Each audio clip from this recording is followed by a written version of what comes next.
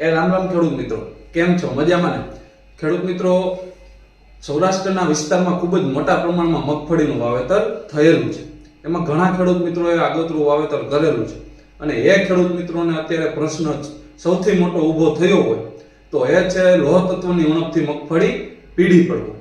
જો ખેડૂત મિત્રો આની સામે કોઈ સુધારા વધારા કરવામાં ન આવે તો ખેડૂત મિત્રો વૈજ્ઞાનિકો અને યુનિવર્સિટીની ભલામણ મુજબ તમારી મગફળીમાં 30 થી 40% ઘટાડો થઈ શકે છે. ખેડૂત મિત્રો, લોહ તત્વની ઉણપથી જો મગફળી પીળી પડતી હોય અને એનો પ્રશ્નનું સોલ્યુશન ન થતું હોય તો એમાં બહુ લાંબો વિચાર કરવાની જરૂર નથી.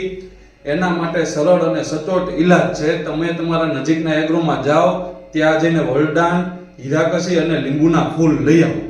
વલડાન પંપે 25 ml, હીરાકસી પંપે 100 ગ્રામ અને લીંબુના ફૂલ પંપે 10 ગ્રામ નાખીને વીઘા દીઠ 4 પંપ કરીને છંટકાવ કરી દો.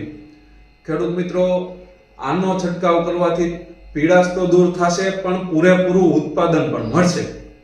વલડાન નાખવું ખૂબ જ જરૂરી છે ખેડૂત મિત્રો. ઘણા ખેડૂતો ખાલી હીરાકસી અને લીંબુના ફૂલ નાખતા હોય છે તો ખેડૂત મિત્રો એનું જાજો ટાઈમ રિઝલ્ટ રહેતું નથી. એટલા માટે જોડે વલડાન આપવું ખૂબ જ જરૂરી છે. અને ખેડૂત મિત્રો, આના 2 રાઉન્ડ કરવા ખૂબ જ અગત્યના છે.